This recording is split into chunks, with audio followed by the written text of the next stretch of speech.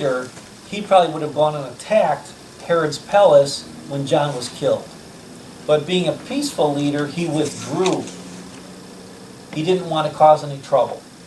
He didn't do it out of cowardice, he just did it to keep the peace.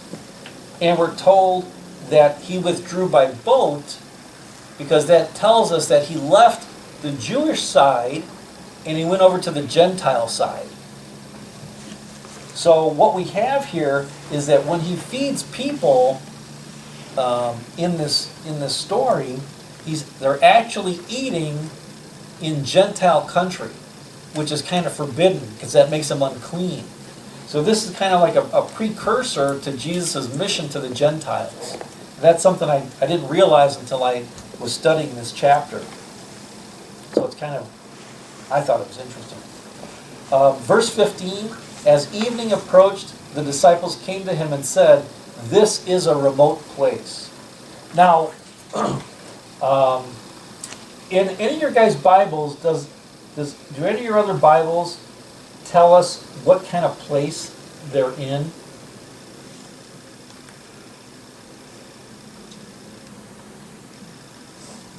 Because I was using the NIV. No. No? Okay. Remote place? Uh-huh. Okay, hold on. Let me look at Bible U version.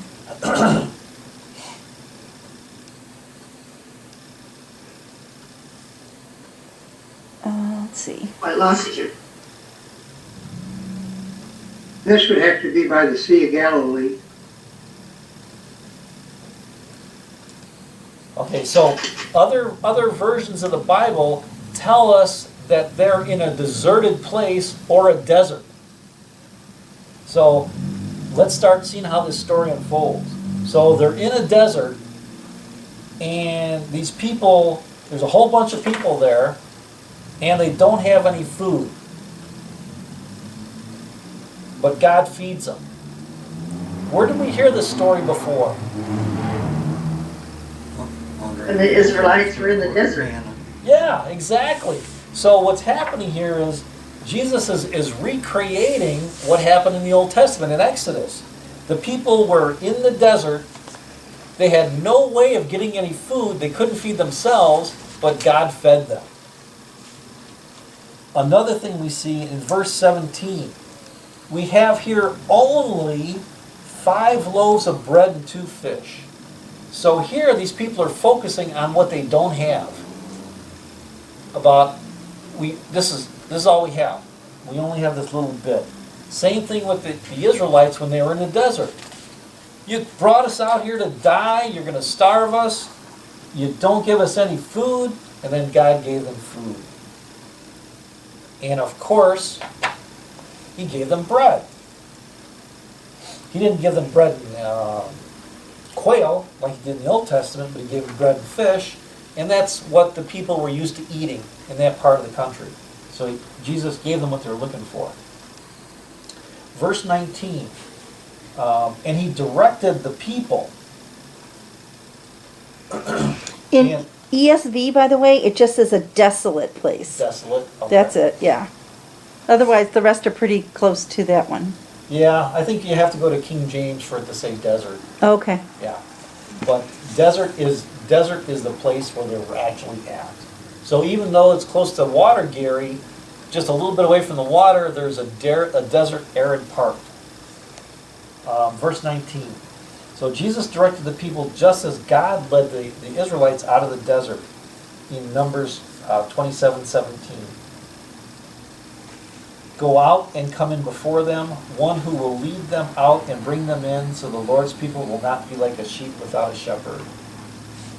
And Jesus led them out to sit down on the grass. In Mark's gospel, in Mark's telling of the story, since he's writing to the Romans, Mark references the military alignment from people in Exodus 13:18. What Mark says is, so they sat down in groups of hundreds and fifties.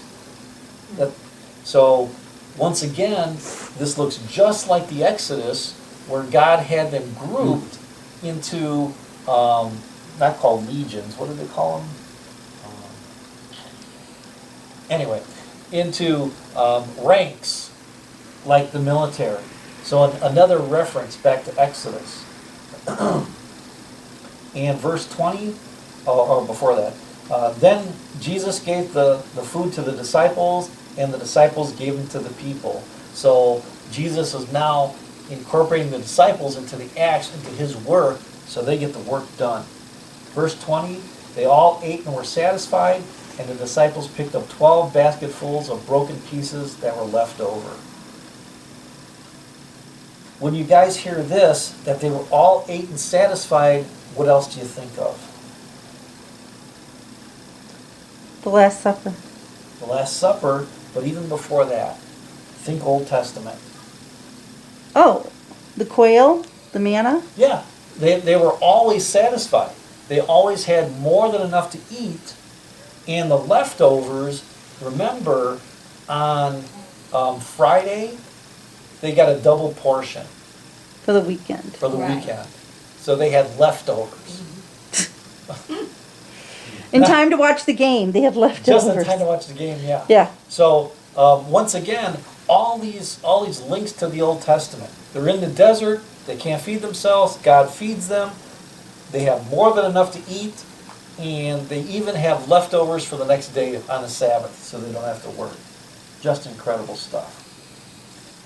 And in verse 21, the number of those people who ate was about 5,000 men, besides women and children.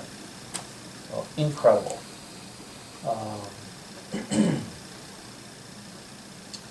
Jesus walks on the water. Verse 22. Jesus made the disciples get into the boat and go on ahead of him. Now this is the first time since Jesus called the disciples that he actually sent them out and he's not with them. And of course he does it for a purpose. He knows the storm's gonna come about. Another interesting I thing. ran across, passed through the boats were 9 wide and about 27 feet long. So they were The pretty fishing big. boats. That's And kind they of did find pretty much one intact that they have rebuilt. wow. So I guess the boats weren't as small as I thought they were. 27 footer, that's pretty big. Huh.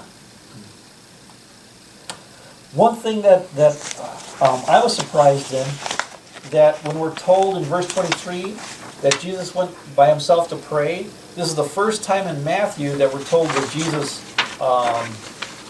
prays. Now, we're told that he gives thanks earlier before he gave the food out to the people in the 5,000, but this is the first time he actually went away by himself to be with God. So I think that was kind of cool. Later that night, he was there alone, and he was focused on his prayer with God. So the disciples are out on the water. The storm kicks up, and Jesus comes walking down the lake. This is pretty cool. In the Greek, we're told that he walks on, which is conquers, the stormy sea, which was chaos in Genesis. So in verse 25, basically what this verse is saying is Jesus conquers chaos when he's walking on the lake. And of course the disciples see him, they don't know who he is. They figure it's a ghost. But Jesus, yeah, well, you know, they're just disciples. Mark's actually tougher on the disciples than Matthew is. So once we get to Mark, you'll find out how Mark mistreats the disciples.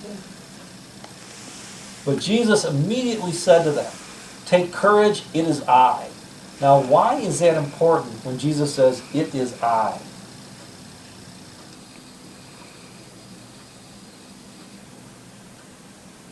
They thought it was a ghost. They thought it was a ghost. Let's go back to the Old Testament again. When Moses asked God, well, who should I say sent me? What did God say? Oh, I am. Right. So here, Jesus is telling him, I'm God. Because he self-identifies as God. Where the Father said, I am, Jesus is saying, it is I. So the disciples should start getting clues as to what's going on here. No. And then Jesus says, Am I right?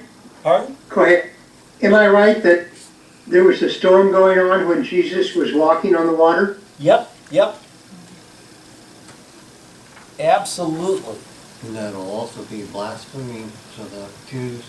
For Yes. him Yep. to say that. Yeah. And the Jews are gonna use that against Jesus later when he says that again. So Peter says, Lord, if it's you, come out and I'll come to you. Now, Peter wasn't challenging God, wasn't challenging Jesus. He's the only one on the boat who reached out in faith to Jesus. All the other guys were still in the boat scared. And Jesus says, come. And then we know that as long as Peter was focused on Jesus, he was fine. But like the seed in the thorns, he was focused on what was going around him, and he started to sink. But of course, Jesus immediately picks him up out of the water. One of my favorite scriptures. Very good reading for funerals when you're doing a celebration of life or a funeral for a non-believer. Good scripture. Okay, verse 34.